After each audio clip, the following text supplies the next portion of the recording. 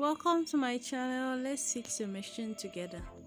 So you gently pull this part and bring it out.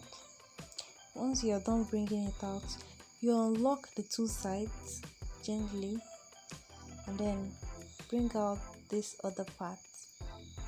When you bring it out, you will now slide your machine or rotate the head. You see this part, this edge, you put it, secure it up.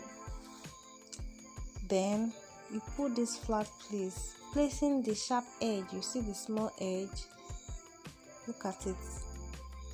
This point, you place it in that tiny hole. You place it in this tiny hole, and then you secure it with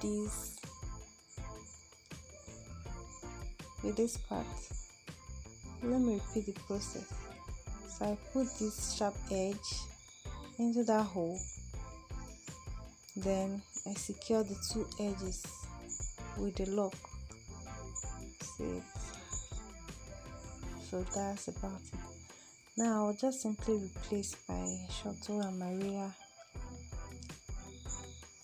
So that's about everything to fix this. Let's repeat this process. I pull, then I insert it back. Please subscribe, share and like this video. Thank you.